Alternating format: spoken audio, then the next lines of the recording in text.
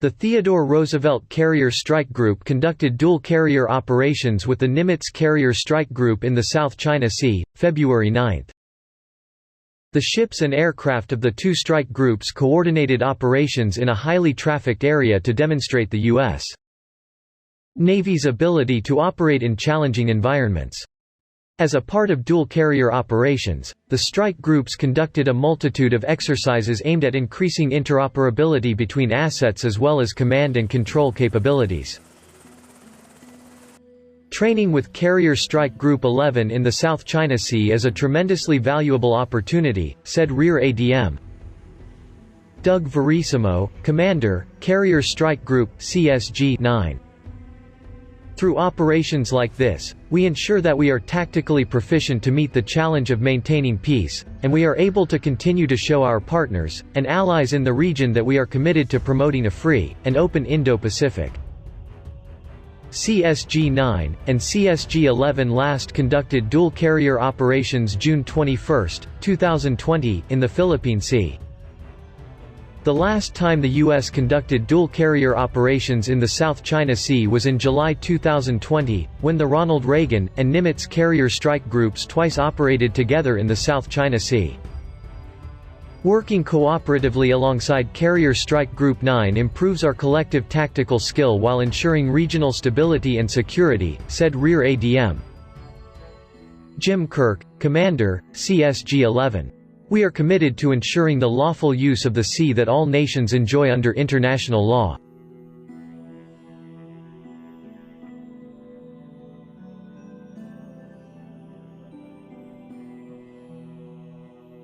This exercise falls into a long history of the U.S.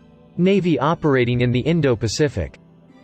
Dual carrier operations, like this one, are not new, and are intended to maintain U.S. readiness, and combat credible forces to reassure allies and partners and preserve peace in the region. CSG-9 consists of USS Theodore Roosevelt CVN-71, Carrier Air Wing CVW-11, the Ticonderoga-class guided missile cruiser USS Bunker Hill CG-52, Destroyer Squadron 23, and the Arleigh Burke-class guided missile destroyers USS Russell DDG-59, and USS John Finn DDG-113. CSG-11 consists of the aircraft carrier USS Nimitz CVN-68, Carrier Air Wing CVW-17, guided missile cruiser USS Princeton CG-59, the Arleigh Burke-class guided missile destroyer USS Sterett DDG-104, and Destroyer Squadron 9 and CSG-11 staffs. Fleet is the U.S. Navy's largest forward deployed fleet and employs 50 to 70 ships and submarines across the Western Pacific and Indian Oceans. 7th Fleet routinely operates and interacts with 35 maritime nations while conducting missions to preserve and protect a free and open Indo-Pacific region. USS Theodore Roosevelt departed San Diego for a scheduled deployment to the Indo-Pacific December 23, while USS Nimitz departed Bremerton, Wash.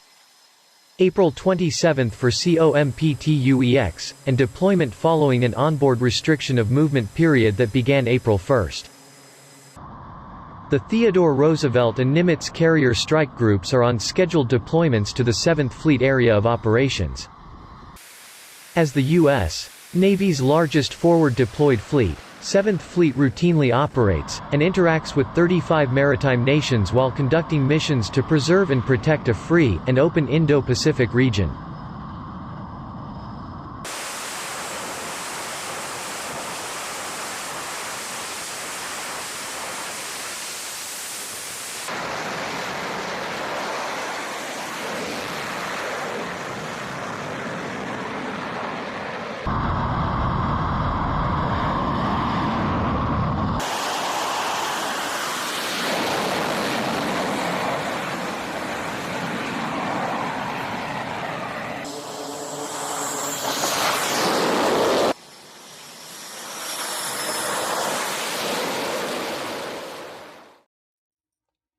Okay, good afternoon, Vincent. This is Admiral Aquilino.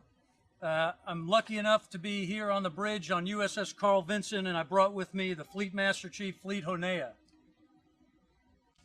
We both want to say thank you for all the hard work you're doing out here. We know that we are being demanding of you. We know the difficulty of the mission that we've assigned you, and we want to acknowledge how well you're doing and how proud we are of you. Thank you very, very much. I had the privilege today to meet with a handful of sailors, certainly not all, and I wish that we could have. But I did want the entire ship to know why we came out today and to ask for some of your help. First, again, I'm thankful for your service. What Fleet and I owe you is a safe, healthy, and comfortable place to work. What we all owe the nation are combat-ready forces to preserve our American way of life. We came out today, if you weren't aware, the Secretary of Defense has asked the entire military to do a stand down and discuss the negative impacts of racism and discrimination and extremism. Again, we were lucky enough to talk to many of the sailors today. I think we learned a lot from each other. Now, if you're unaware, there have been a few instances that have showed discrimination and extremism in the Navy ranks. A very small number of people have come out of hiding. While I won't talk about the details, I will inform you that that is not within the core values of our United States Navy. Those behaviors are unacceptable, and we have zero tolerance for those types of behaviors. The stand down you're executing today is the Navy swarming against this threat. 3-star flag officers are flying around the fleet as we speak, and they're talking to ships and submarines on the waterfront and squadrons all throughout San Diego. We need to take this threat seriously. Our Navy thrives from being diverse, from supporting and embracing talent, and for building a family that respects each other's differences and pulls together to fight as a team. I'm here to tell you it's so important that the fleet and I left Hawaii yesterday to be able to spend some time with you today and drive home this message. We're asking for a call to action. We're asking for acknowledgement that there may be those behaviors in our ranks. We're asking you to listen to those things that our other sailors have gone through. And we're asking you to pull our team together and operate in the family that I'm used to. This is about our Navy. The core values that we've all agreed to follow and the oath that we have sworn we are bound to. We swore to defend the Constitution against all enemies, foreign and domestic. And we embrace our core values of honor, courage, commitment, and respect for all.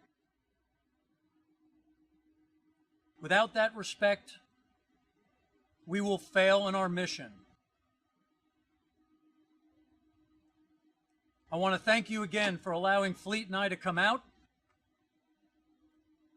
You need to know that we have your back. We owe you the manning, training, and equipment to do your mission.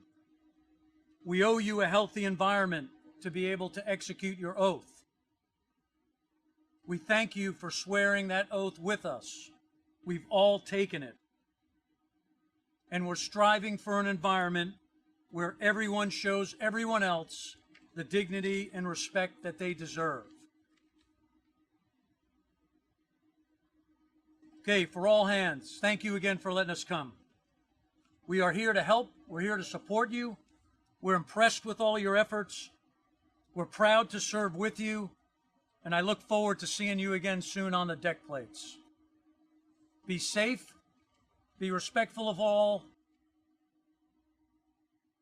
and remember, the United States is counting on the USS Carl Vinson team each and every day. Thank you again.